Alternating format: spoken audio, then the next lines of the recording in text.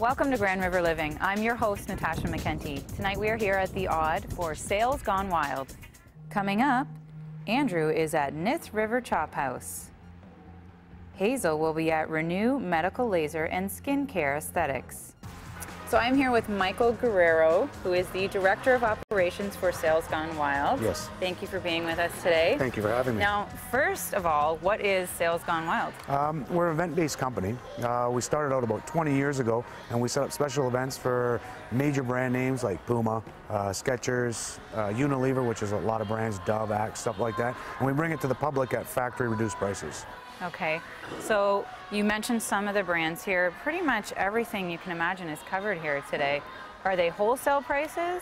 I'd even say below wholesale. Okay. Some stuff, you'd say it's about 70% off retail. Some stuff's about 30, 40, 50% off wholesale, depending on the certain item. It depends.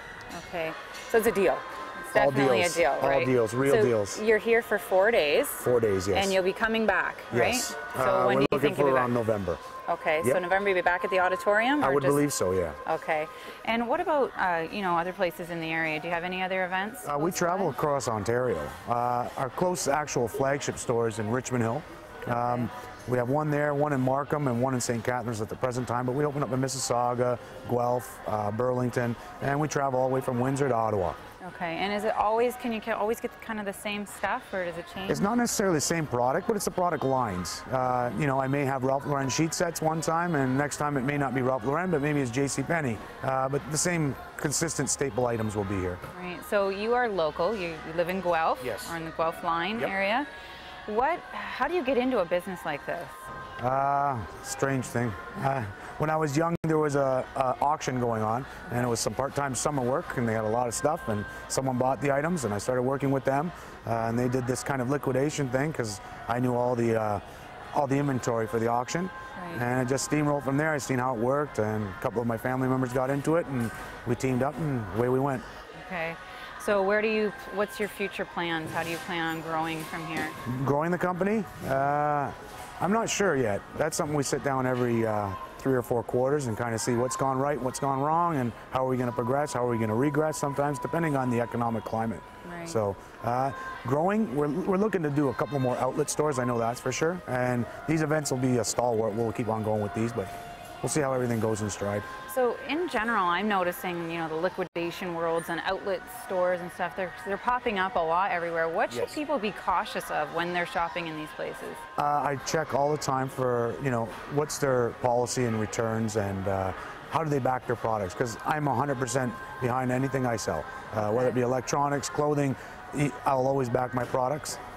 Some people not so much. I know I'm only here temporary, but like I said, I've been around 20 years. I have outlet stores.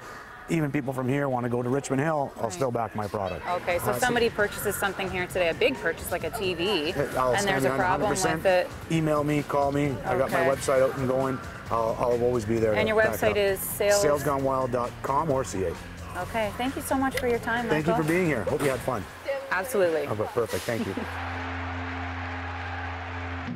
After the break, we'll be at the Nith River Chop House, an upscale yet casual restaurant focused on showcasing local produce grown and raised in our area.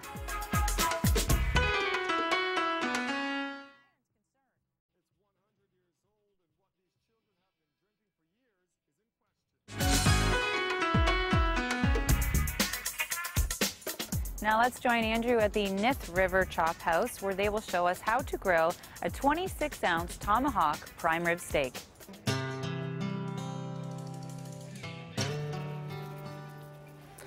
Steakhouses and chop houses are American specialties, but we do them pretty well here in southwestern Ontario as well. Drive just a few minutes from the city and you'll come to Wellesley's Nith River Chop House, and I can tell you it's worth the drive to Wellesley. Peter, the Nith River Chop House is part of a family of restaurants. Tell me what the other ones are that you're in your purview.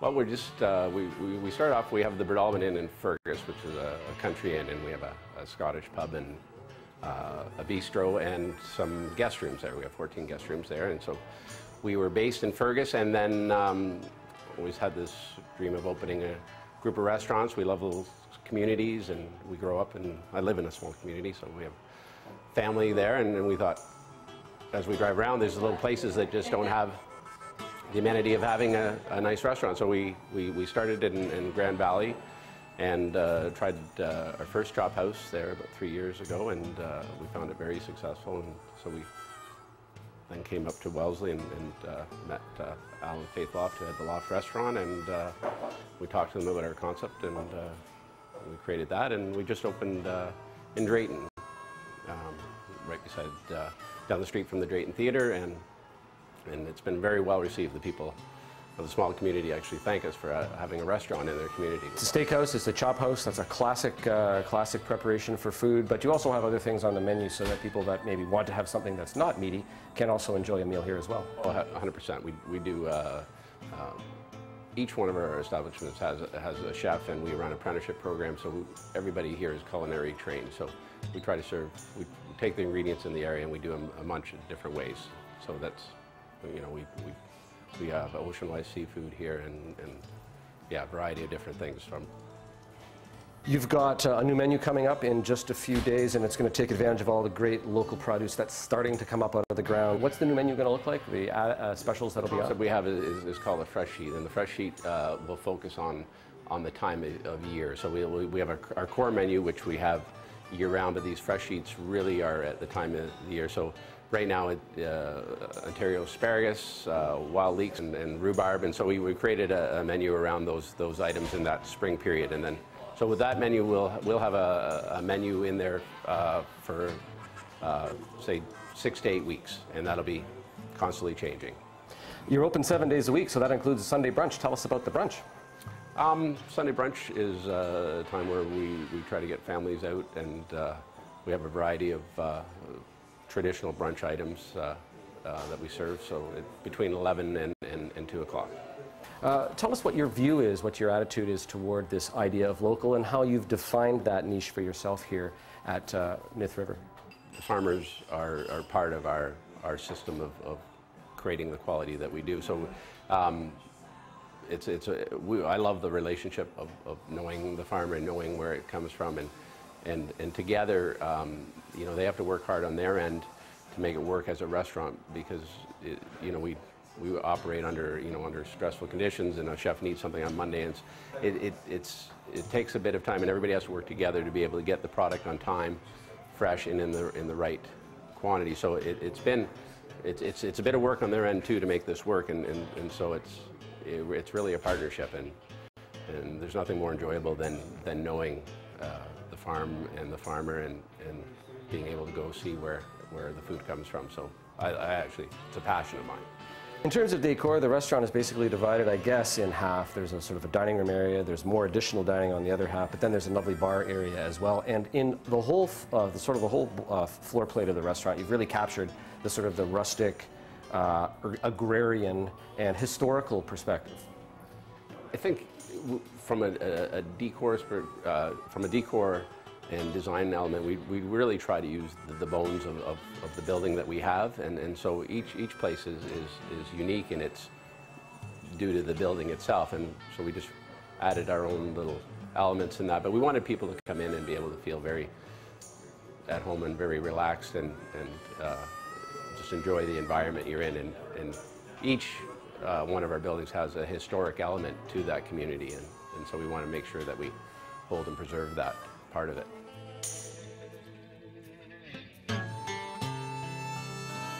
Well, here we are in the kitchen at the Myth River Chop House. It's great to be here with Matthew Cressy. He's the chef here, Stratford Chef School grad. That is a honking big piece of meat. Tell me what it is. This is a 26-ounce tomahawk cut prime rib steak. Okay, so 26 ounces. I'd bring my family in and we'd all share it, right? Depends on the size of your family, really. I could probably eat that whole thing in one sitting. I'm sure I could too. It's a lovely piece of meat, and this is going to be served pretty much naked. There's not going to be a really heavy sauce, a little bit of compound butter, a few local vegetables, and we're going to be just in heaven, aren't we? Keep it simple. Okay. Okay? All right.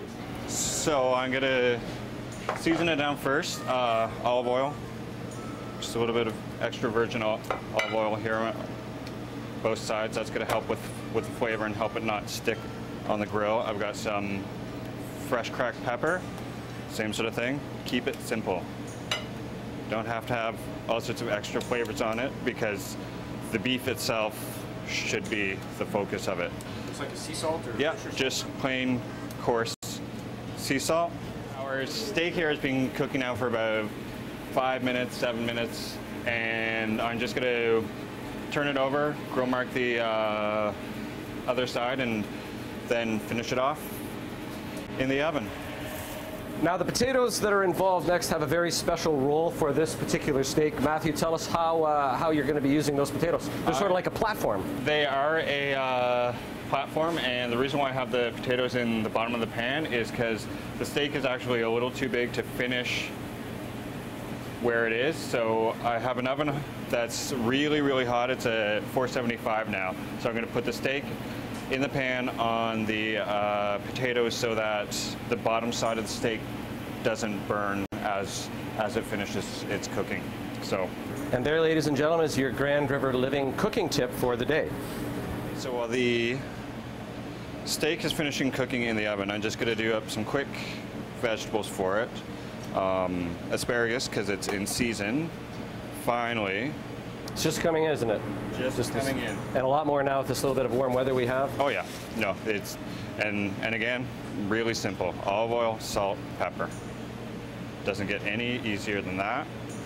Now this asparagus hasn't been parboiled or blanched or anything. You're just going right on the grill with it? To go right on the grill with it. So our steak's been in the oven now for about 7 or 8 minutes. It's almost done. I'm just gonna pull it out, check it by touch, because that's how I know the doneness. This is going to be probably about a medium rare, and we're just going to take it out and let it rest so that the cooking basically stops, and all the juices that have risen to the top will actually seep back down. Assemble. Yeah. Were you to cut that right now, you'd lose a lot of the flavor, a lot of the juice and moisture would just run right out.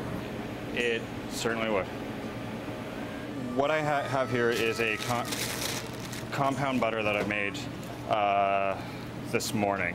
And basically what it is it's just plain butter, and I've added roasted garlic, some shallots, chives, parsley, and thyme. And this is basically all the garnish that this beauty of a steak is going to get. This is all the garnish this steak needs. This is all the sauce that this thing needs, and it's just going to bring everything together. Steak's nicely rested, and I'm just going to reheat it in a salamander oven, and that'll help the butter melt just a little bit. I think that's just about all I need right there. Lovely fries. Big plate of fries. So we'll get that. We'll get our nice fresh grilled asparagus. Ooh, slippery. Just like that. And that looks to be just about done.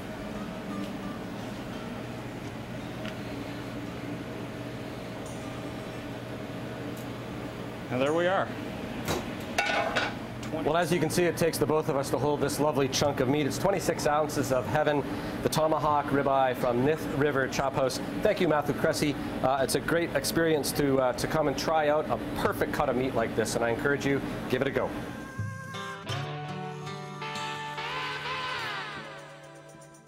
Stay tuned, as Hazel will be at Renew, a registered nurse-directed Medi-Spa, offering a wide range of services including medical skincare, cosmetic dermatology, and laser procedures.